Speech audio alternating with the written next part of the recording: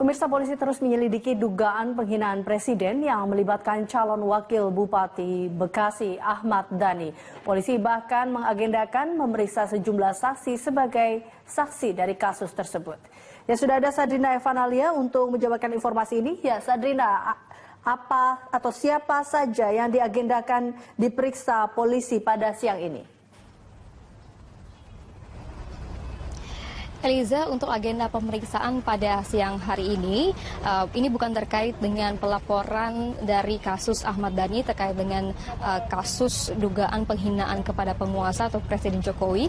Tapi tadi menurut dari Kombes Pol Awi Setiono, Kabid Humas Polda Metro Jaya, untuk agenda pemeriksaan hari ini ada sejumlah saksi dan juga satu tersangka terkait dengan penghadangan kampanye salah satu calon gubernur dan calon wakil gubernur DKI Jakarta, yaitu Basuki Cahayapurnama dan juga Jarod Saiful Hidayat. Namun sampai sejauh ini kami memantau di Ditreskrimum Polda Metro Jaya belum mendapatkan informasi lebih detailnya apakah saksi-saksi dan juga tersangka ini sudah dimasuk ke dalam gedung Ditreskrimum Polda Metro Jaya. Namun menurut dari Kombes Pol Awi Setiono, di sini memang sudah ada sejumlah saksi-saksi yang sudah diperiksa dan kasus ini sudah masuk ke dalam penyidikan. Sementara itu satu tersangka ini berinisial NS. Ini pun terkait dengan pelaporan yang dilakukan oleh Badan Pengawas Pemilu. Untuk sejauh ini kasus ini masih didalami oleh Polda Metro Jaya. Eliza. Adrina, lalu bagaimana dengan pemeriksaan terhadap terlapor Ahmad Dhani? Apakah Anda sudah mempunyai informasi tentang waktunya kapan akan diperiksa? Eliza, untuk terkait pelaporan Ahmad Dhani terkait dengan dugaan penghinaan penguasa, ini yaitu Presiden Joko Widodo. Tadi Kombes Pol Awi Setiono mengatakan bahwa Ahmad Dhani ini baru akan diperiksa pada tanggal 24 November 2016 mendatang atau pada hari Kamis besok.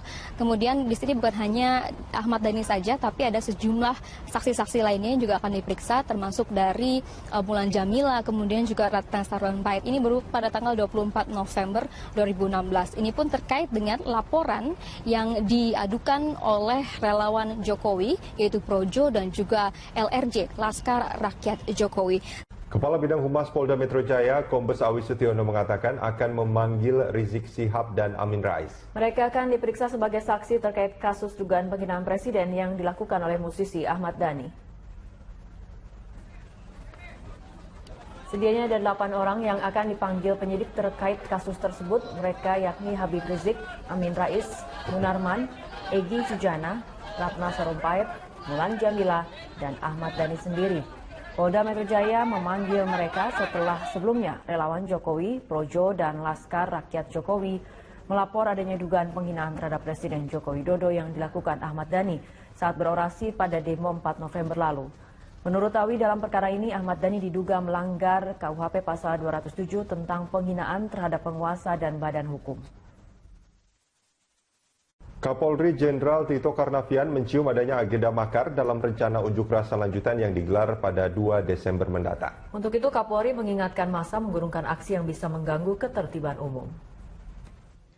Kapolri Jenderal Tito Karnavian mengungkapkan rencana aksi 2 Desember memiliki agenda terselubung. Polri menduga aksi tersebut berupaya menjatuhkan pemerintah Joko Widodo Yusuf Kala sebab polisi sudah mengetahui adanya rapat-rapat terkait agenda politik, diantaranya agenda untuk melakukan makar. Untuk itu Kapolri berjanji akan menindak tegas sesuai aturan hukum yang berlaku. Dan kita sudah mendapatkan informasi ini sebetulnya bukan masalah berkas perkara atau proses hukumnya lagi yang dipermasalahkan. Tapi ada upaya-upaya rapat-rapat yang sudah kita pelajari dengan agenda politik lain, diantaranya adalah upaya untuk melakukan makar. Sehingga bila itu terjadi, kita akan melakukan tindakan tegas dan kita sudah mencatat kita akan melakukan tindakan tegas sesuai aturan hukum yang berlaku. Senada dengan Kapolri, Panglima TNI Jenderal Gatot Nurmantio memastikan prajurit TNI bersama Polri siap mengamankan negara kesatuan Republik Indonesia. Prajurit TNI juga dari segi agama apapun siap melakukan jihad mengamankan negara. Panglima berharap kejadian ini tidak boleh berlarut agar masyarakat bisa hidup tenang.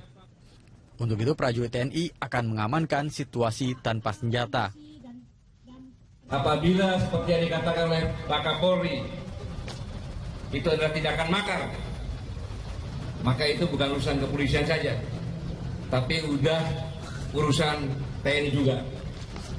Dan saya juga sudah memerintahkan para Pakotama menyiapkan prajurit-prajuritnya untuk dilatih, disiapkan yang sehat,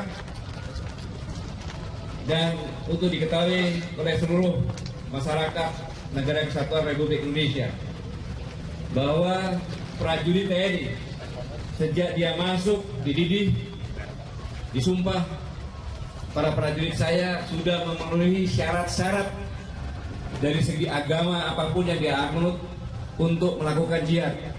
Sementara itu, Presiden Joko Widodo menegaskan isu upaya makar yang terselip dalam rencana aksi 2 Desember 2016 menjadi tanggung jawab TNI dan Polri.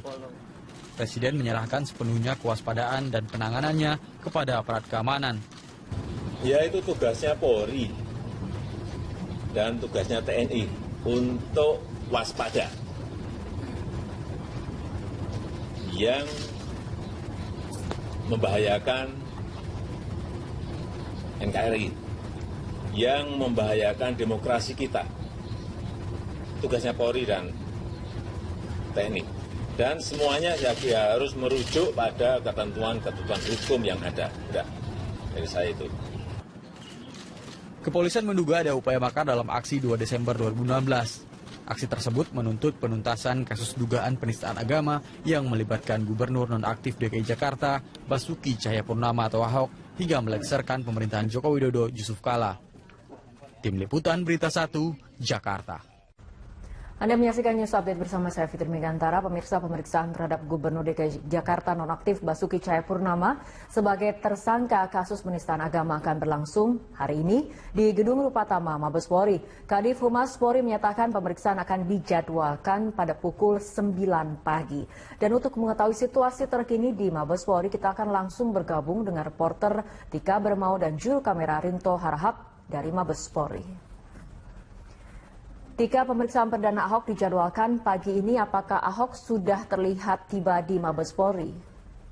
Selamat pagi Fitri, memang benar bahwa Basuki Cahayapurnama akan diperiksa pada hari ini sebagai tersangka kasus dugaan penistaan agama, di mana ini merupakan pemeriksaan perdananya setelah ditetapkan menjadi tersangka pada tanggal 16 November 2016 yang lalu. Dan memang pada pukul 8 pagi waktu Indonesia Barat ini belum terlihat kedatangan dari Basuki Cahayapurnama ataupun kuasa hukumnya Sira Prayuna dan kawan-kawan, karena memang dijadwalkan pemeriksaan akan dilaksanakan pada pukul 9 pagi waktu Indonesia Barat atau 1 jam lagi. Fitri, memang kasus dugaan penistaan agama ini masih terus diperiksa oleh atau disidik oleh para penyidik Mabes Polri, dan memang sejak penetapan tersangka setiap harinya polisi terus menggali keterangan dari beberapa saksi dan juga ahli untuk disusun dalam berita acara pemeriksaan dan untuk melengkapi berkas perkara. Dan nanti apabila tidak ada kendala, polisi optimis bahwa berkas perkara dari kasus dugaan penistaan agama ini dapat selesai dalam waktu 1 pekan atau 1 minggu. Kemudian berkas perkara ini akan diberikan ke pihak jaksa dan jaksa akan mempelajarinya. Dan apabila pihak kejaksaan telah menyatakan bahwa berkas perkara ini lengkap atau dengan istilah P21, maka kasus dugaan penistaan agama ini dapat dilimpahkan ke persidangan. Seperti yang diketahui sebelumnya bahwa pihak kepolisian merencanakan untuk sidang kasus dugaan penistaan agama ini akan digelar secara terbuka seperti kasus yang sempat menarik perhatian publik sebelumnya, yaitu kasus kematian Wayan Mirna Salihin dengan terdakwa Jessica Kumala Wongso ini, agar masyarakat dapat melihat langsung secara langsung dan transparan penanganan dari kasus dugaan penistaan agama ini. Dan seperti yang kita ketahui bahwa Basuki Cahayapurnama ini telah disangkakan dengan pasal 156A KUHP yang isinya melakukan perbuatan penodaan terhadap suatu agama di Indonesia, dan maksimal penjara atau pidana yaitu selama 5 tahun penjara. Fitri. Ya, Tika, dengan jelang kedatangan dan pemeriksaan Ahok sebagai tersangka di Mabes Polri, bagaimana dengan pengamanan di sana? Ya, Fitri, memang biasanya untuk pemeriksaan tersangka pada umumnya ini dilakukan di kantor Bareskrim Polri yang saat ini terletak di gedung KKP di kawasan Jakarta Pusat. Namun karena dengan pertimbangan kasus ini telah menjadi sorotan publik, maka dengan alasan keamanan pemeriksaan kepada tersangka kasus dugaan penistaan agama ini yaitu Basuki Cahayapurnama dilakukan di kawasan Mabes Polri, dan hal ini juga telah dipertegas oleh Kadif Humas Polri yaitu Irjen Boy Rafli. Dan di Mabes Polri pun ketika kami tadi tim mendatangi di kawasan Mabes Polri memang terlihat sejumlah petugas keamanan atau kepolisian yang telah berjaga di setiap pintu masuk di kawasan Mabes Polri maupun hingga petugas yang berjaga di pintu masuk gedung Rupatama Mabes Polri yang merupakan tempat akan dilakukan penyidikan atau pemeriksaan terhadap Basuki Cahayapurnama.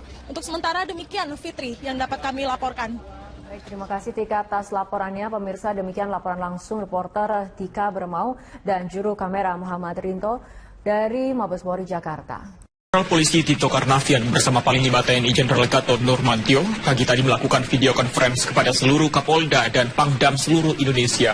Arahan dari Kapolri dan Panglima TNI terkait dengan persiapan pengamanan rencana demo pada tanggal 25 November dan 2 Desember 2016 mendatang. Berikut kita simak penjelasan Kapolri Jenderal Polisi Tito Karnavian. Siang rekan-rekan sekalian. Jadi baru saja kami dengan Bapak Panglima TNI memberikan arahan melalui video conference kepada pejabat utama di Mabes Polri, sebagian dihadiri oleh pejabat utama dari Mabes TNI dan diikuti oleh para Kapolda, para Pangdam dan seluruh Pangkotama seluruh Indonesia. Intinya adalah mengantisipasi aksi tanggal 25 November dan tanggal 2 Desember. Informasi yang kita terima tanggal 25 November akan ada kegiatan unjuk rasa di DPR. Namun ada upaya-upaya tersembunyi dari beberapa kelompok yang ingin masuk ke dalam DPR dan berusaha untuk dalam tanda petik menguasai DPR. Nah, aksi ini bagi kami kepolisian dan Bapak Panglima secara undang-undang sudah diatur pasal-pasal mulai 104 1 sampai dengan 107 lain-lain. Itu adalah perbuatan kalau bermaksud untuk menguasai, itu jelas melanggar hukum. Dan kalau itu bermaksud untuk menjatuhkan atau menggulingkan pemerintah, itu termasuk pasal makar. Oleh karena itu, bila ada upaya seperti itu, kita akan melakukan pencegahan dengan memperkuat gedung DPR, sekaligus juga membuat rencana-rencana kontingensi bila terjadi. Kita akan melakukan tindakan yang tegas, terukur sesuai aturan undang-undang. Kita akan tegakkan hukum, baik yang melakukan maupun yang menggerakkan. Itu yang pertama. Kemudian yang kedua, menyikapi tanggal 2 Desember, ada sejumlah elemen yang sudah menyampaikan press release untuk melaksanakan kegiatan yang mereka sebut aksi bela Islam ketiga. Dan itu dalam bentuk gelar sajadah, sholat Jumat di Jalan Tamrin dan Sudirman serta Bundaran HI. Kita sampaikan di sini bahwa kegiatan tersebut sesuai aturan Undang-Undang Nomor 9 Tahun 98, penyampaian pendapat di muka umum itu merupakan hak konstitusi dari warga, namun tidak bersifat absolut. Ada 4 batasan dalam undang-undang itu yang tidak boleh. Yang pertama, tidak boleh mengganggu hak asasi orang lain, termasuk pemakai jalan. Kalau di jalan protokol itu tidak boleh kalau mereka terganggu. Yang kedua, tidak boleh mengganggu ketertiban umum. Sangat jelas bahwa itu jalan protokol. Kalau itu diblok, otomatis akan mengganggu warga yang menggunakan jalan itu. ibu-ibu yang mau melahirkan, mau berangkat ke RSCM bisa terganggu, yang sakit bisa terganggu, yang mau bekerja juga bisa terganggu, sopir taksi, angkutan lain-lain bisa terganggu. Di samping itu juga akan dapat memacetkan Jakarta karena dia jalan protokol. Hari Jumat lagi. Itu mengganggu ketertiban publik dalam penilaian kami kepolisian. Oleh karena itu, maka kami tentu akan melarang kegiatan itu. Melarang, kalau dilaksanakan akan kita bubarkan. Kalau